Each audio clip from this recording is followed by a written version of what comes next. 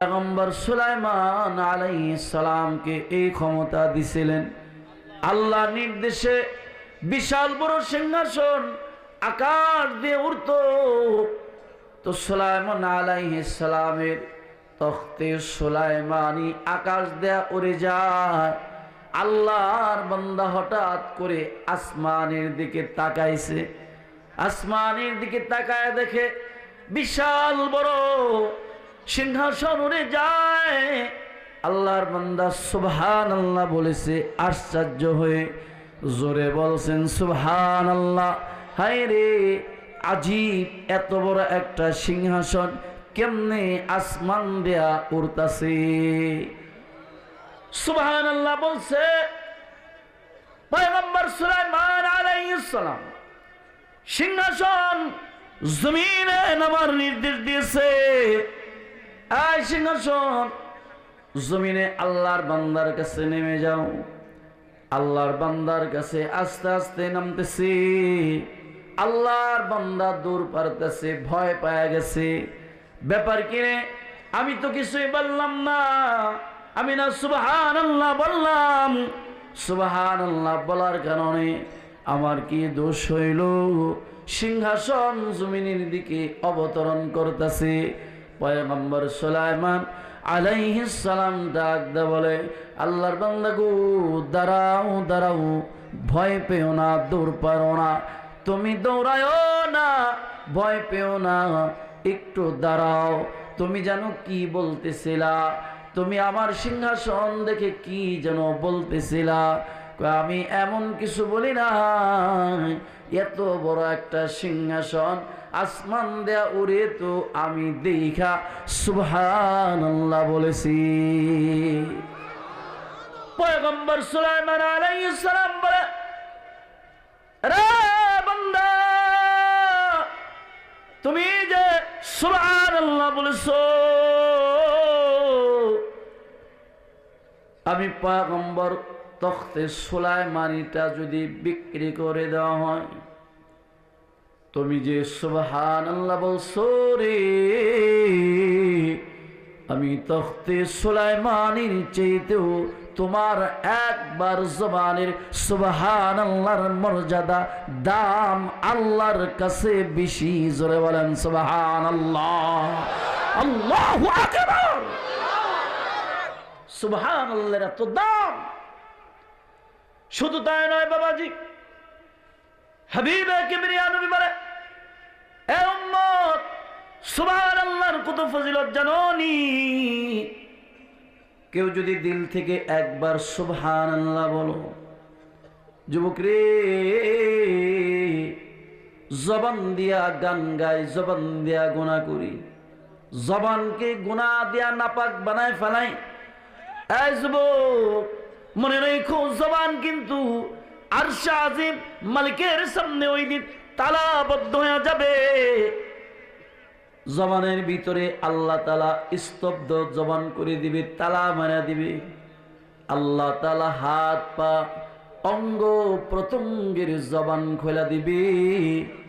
আল্লাহ তাআলা বলেন, আল ইয়াউমা নাখতিমু আলা আফওয়াহিহিম ওয়া তুকাল্লিমুনা আইদিহিম ওয়া তাশহাদু আরজুলুহুম বিমা কানু ইয়াকসিবুন।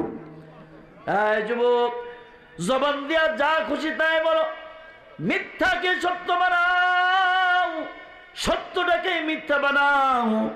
হাসরের ময়দানে আল্লাহর সামনে জবানটা বন্ধ হয়ে যাবে। তোমার হাত কথা বলবে, তোমার আমার পা কথা বলবে, তোমার আমার অঙ্গ প্রত্যঙ্গ কথা বলবে। মালিক রে, এ জালেম দুনিয়ার শক্তি পেয়ে, দুনিয়ার রাজ নিয়ামত পেয়ে, দুনিয়ার প্রভাব খাটিয়ে আমি হাতকে অন্যায় কাজ ব্যয় করেছে, আমি পাটাকে অন্যায় কাজে ব্যয় করেছে। চৌরাস্তা কাংসামুনে একটা মসজিদ তোমার ঘর ছিল, মালিক নওজোয়ান যুবক গুইলা আজান হয়ে গেছে, আশপাশে ঘুরছে, বাজারে চা খাইছে, গুনাহের কাজ করছে রে। জালেমগুলা মসজিদে আসে নাই, নামাজ পড়ে নাই, রব্বে করিম আল্লাহ, আমি চৌরাস্তার মসজিদ, তোমার ঘর বাইতুল্লাহ, আমি তোমার কাছে আজকে বিচার আদায় করলাম। এই জালেম গুলাকে সারা যাবে না। জালেম দুনিয়ার ভিতরে জুলুম করেছে, আপনার সাথে তাকাব্বুরি অহংকার করেছে। এজন্য আপনি এদেরকে বিচারের আওতাধীন এনেন, আপনি এদেরকে শাস্তি দেয়া দেন। কারণ তাকাব্বুরি একমাত্র মানায় হলো আমার আল্লাহর। অহংকার কার মানায়? কথা বলেন, কথা বলেন। অহংকার মানায় কার? যার কাছে, যে কারো কাছে ধরা না, তাকে অহংকার মানায়। আপনি আমি তো মালিকের কাছে ধরা। শিল্পপতি হন, কোটিপতি হন আর যাই হন, রিক্সাওয়ালা হন আর যাই হন, আল্লাহর কাছে কিন্তু আপনি আমি ধরা। এই জন্য সময়ের অপব্যয় করা যাবে না, ক্ষমতার অপব্যয় করা যাবে না, ধর্ম বলে খবরদার নাফরমানি করা যাবে না। নাফরমানকে আল্লাহ তাআলা সুযোগ দেয়, ছাড় দেয়, ছেড়ে দেন না। কথা বলে ঠিক না বেটি? সুযোগ দেয়, ছাড় দেয়, তো ছেড়ে দেয় না। অহংকার করবে, অহংকার করবা তো আল্লাহ তাআলা পতন দেয়া দিবে, এমন পতন দেয়া দিবে, একেবারে বেয়াজ্জতি করে দুনিয়া থেকে বিদায় করে দিবে। নাম লইবার তোমার কেউ থাকবে না। মক্কার কুরাইশ কাফির বেঈমানেরা আমার নবীর কয়, এরা মুহাম্মদ সাল্লাল্লাহু আলাইহি ওয়াসাল্লাম এমন কাজ করে দিমু, তোমার বংশ নিপাত করে দিমু। আব্দুল্লাহর পোলা মুহাম্মদ রে, তোমার নাম লওয়ার কেউ থাকবে না, তুমি তো নির্বংশ হয়ে যাইবা, তুমি তো নির্বংশ। আল্লাহ তাআলা বলে, বন্ধু না না, আপনি ভয় পাবেন না, টেনশন করবেন না। আপনি কে বলেছে নির্বংশ? বরং ওরাই হলো নির্বংশ। আপনার নাম নেওয়ার জন্য কিয়ামত পর্যন্ত কোটি কোটি উম্মত আসবে, কেউ লইব না তো ফেরেশতারা লইবে, ফেরেশতাও থাকবে না। আমি আল্লাহই যথেষ্ট আপনি নবীর নামটা জপার জন্য। সুবহানাল্লাহ। ইন্না শানি আকাওয়াল আবতার। ও বন্ধু, টেনশন করবেন না। কে বলেছে? আপনি অপেক্ষা করেন, পদের নাম লওয়ার কেউ থাকবে না। মক্কার বড় বড় কাফির বেঈমান নমরুদ যারা আছে, ফেরাউন যারা, এরকম ভাবে আবু জাহেল, উতবা, শাইবা, বড় বড় রইসুল কুফার, আগা বন্ধু অপেক্ষা করে, ওদের নাম লওয়ার কেউ থাকবে না। আপনি বন্ধু কিয়ামত পর্যন্ত আপনার নাম লইবে। সুবহানাল্লাহ। এ মিয়া, খবরদার তাকাব্বুরি করবে না, অহংকার করবে না, মানুষের সাথে জুলুম করবে না। মজলুমের দোয়া যদি কবুল হয়ে যায়, মজলুমের দোয়া যদি আল্লাহর আদালতে পৌঁছায় দেয়, তাহলে কিন্তু তোমার আমার নাম লওয়ার কেউ থাকবে না। কথা বলেন ঠিক না বেঠিক? হে যুবক সমাজ, শিক্ষা নাও। বিগত যারা মানুষের উপর জুলুম করেছে, অন্যায় করেছে, উলামায়ে কেরামদের উপর অন্যায় অবিচার করে, নির্বিচারে তাদেরকে জুলুম করে জেল খাটিয়েছে, আজকে তাদের নাম লওয়ার মতো দুনিয়ায় কেউ নাই। কথা বলে ঠিক না ঠিক?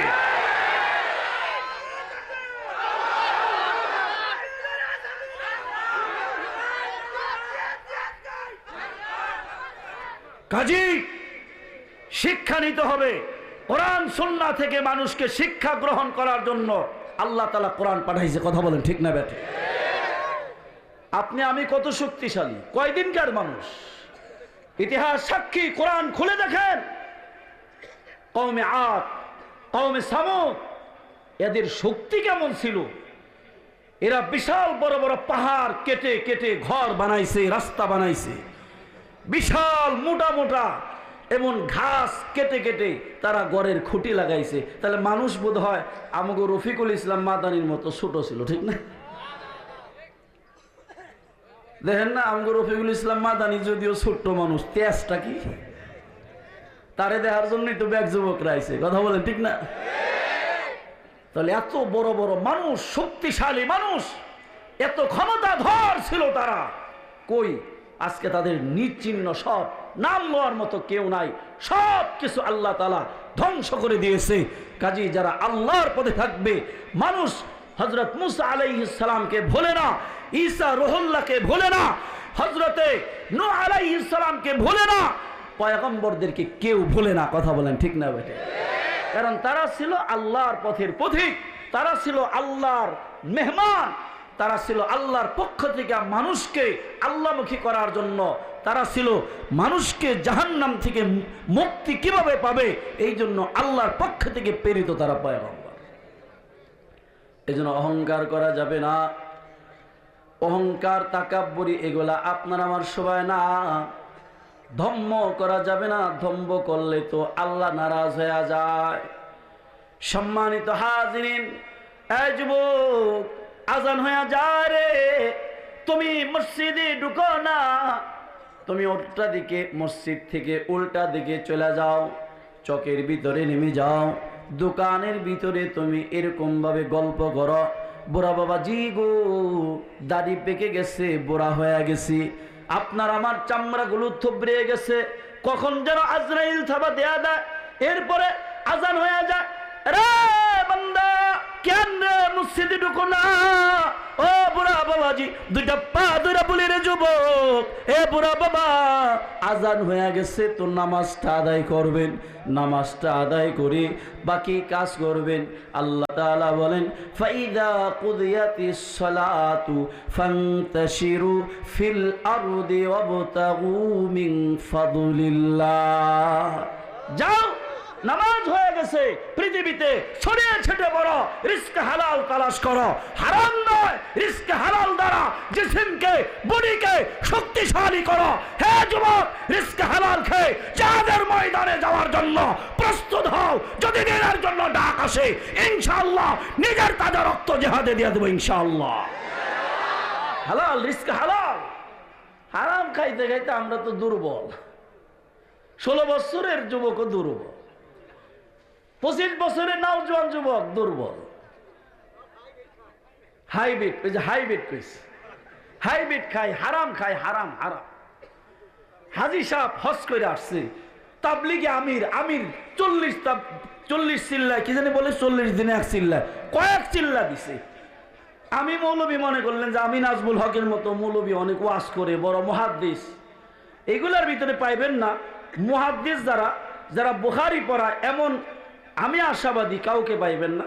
কিন্তু আমাদের কিছু হাজী সাহেব ভাই আছেন, কিছু এরকম ভাবে আলেমে এরকম তবলিগওয়ালা আছেন, নামাজও পড়তেছেন, তবলিগও দিতেছেন, হজ থেকেও আইছেন, মাগার আবার তলের ব্যবসাও করে। আছে না নাই? কথা বলেন না, আছে না নাই? কোনো কাজ হইব না, কোনো কাজ হইব না। আলেম ওলামারা আছে, মুফতি সাহেবরা আছে, জিজ্ঞাসা করে দেখেন, হজ করছেন, আবার নামাজও পড়েন, আবার তলে সুদের কারবারও করেন, ঘুষের লেনদেন করেন, আপনার কিছুই কাজে আসবে না। কথা বলেন ঠিক না?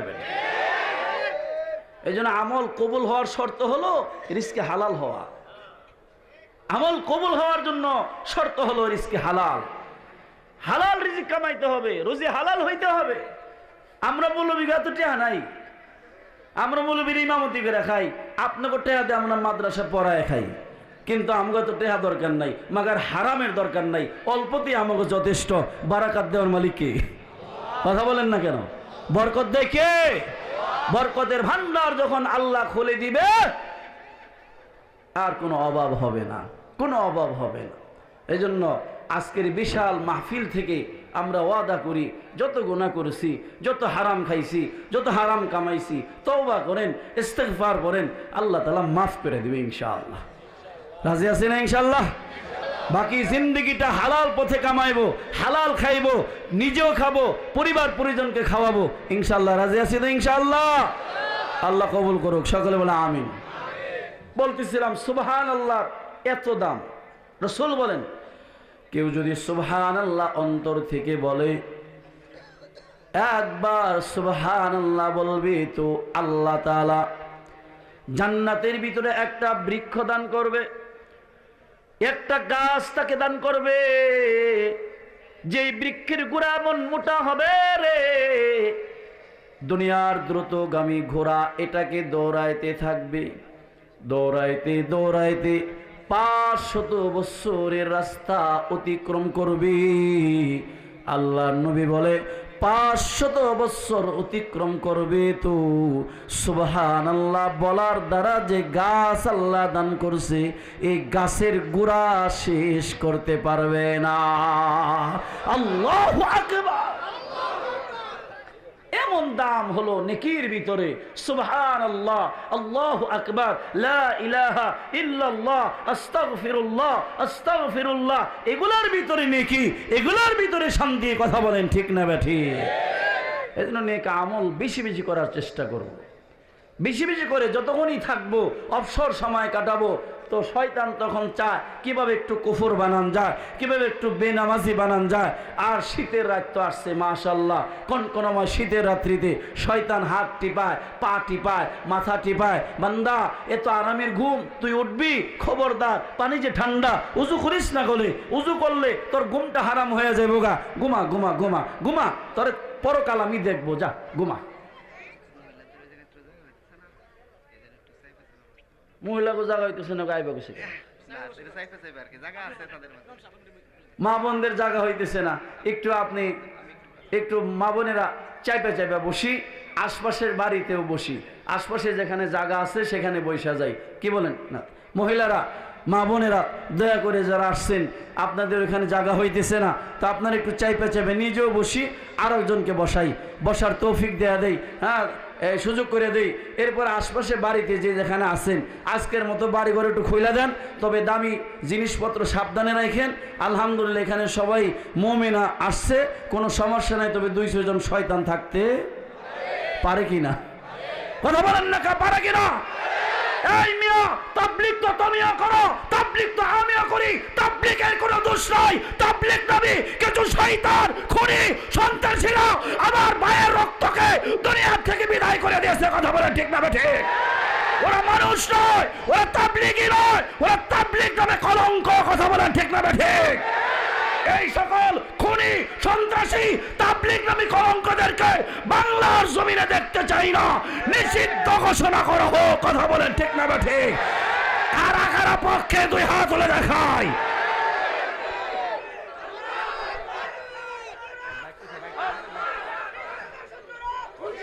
শয়তান, বদমাইশ,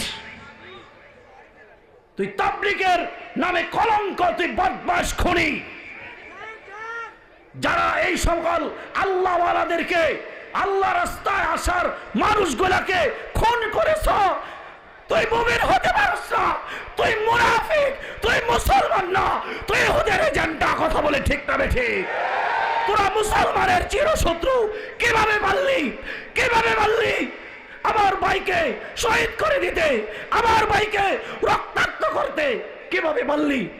বোঝা গেল তোরা বাস্তবিক তাবলীগওয়ালা না, তোরা হলো সন্ত্রাসী, তোরা খুনি, তোরা শয়তানের এজেন্ডা। কথা বলে ঠিক না ঠিক? আমরা এরপর দোয়া করি আল্লাহ ওদেরকে হেদায়েত দান করে।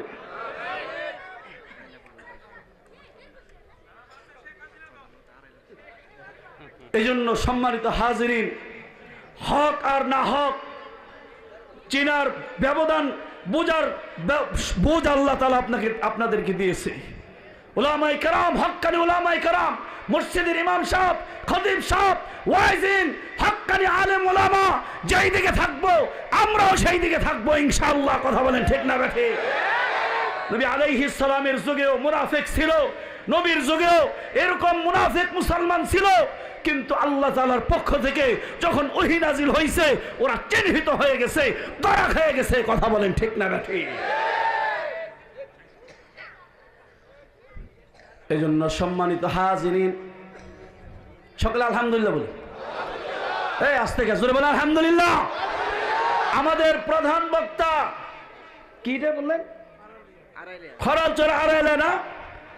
হ্যাঁ, এখানে এসে গেছে। জোরে বলে আলহামদুলিল্লাহ, জোরে বলে মারহাবা মারহাবা। তাড়াতাড়ি তাড়াতাড়ি বৈশা যাই, তাড়াতাড়ি যে যেখানে আসি, পরে কিন্তু ঢুকতে পারবেন না, জায়গা পাইবেন না, তাড়াতাড়ি বৈশা যান। হযরত অল্প সময়ের ভিতরে আইসা যাবে। সম্মানিত হাজিরিন, সরকারে দো আলম নবী আলাইহিস সালামের জমানায় আল্লাহর নবীকে সাহাবায়ে কেরাম ভালোবাসছে। সাহাবায়ে কেরাম আল্লাহর নবীর এত ভালোবাসছে, ছোট থেকে ছোট সাহাবায়ে কেরামরা নবীরে ভালোবাসছে, বড় থেকে বড় সাহাবায়ে কেরাম আল্লাহর নবীরে ভালোবাসছে। আল্লাহর পয়গম্বর সরকারে দো আলমের জন্য নিজের জীবন কোরবানি করেছে। এই জন্য আমার ভাইয়েরা, আজকে যারা এখানে আসছি কোরআন সুন্নাহর আলোচনা শুনবো রে, যুবক, তোমার আমার দিলের ভিতরে যদি ওই পয়গম্বরের মহব্বত না থাকে, তোমার আমার দিলের ভিতরে যদি মুহাম্মাদুর রাসূলুল্লাহর ভালোবাসা না থাকে, তুমি আমি আল্লাহর নবীর উম্মত হতে পারবো না। তুমি আমি পশ্চিমকালো হাসরের ময়দানে পয়গম্বরের শাফায়াত পাবো না। কথা বলেন ঠিক না ঠিক? সম্মানিত হাজিরিন, ছোট্ট একটা ঘটনা বলি রে বাবা। নওজোয়ান যুবক, ছোট্ট একজন সাহাবী ছিলেন, আল্লাহর নবীর ছোট্ট সাহাবী হযরতে আবু তালহা রাদিয়াল্লাহু তাআলা আনহু। আল্লাহর নবীকে আবু তালহা ভালোবাসতেন। আল্লাহর নবী আবু তালহাকে ভালোবাসতো। কেমন ভালোবাসতো রে? বাবার সাথে পয়গম্বরের দরবারে আসছে, পয়গম্বরের দরবারে কালমা পড়ছে, বাবার সাথে দরবার থেকে চলে যায়।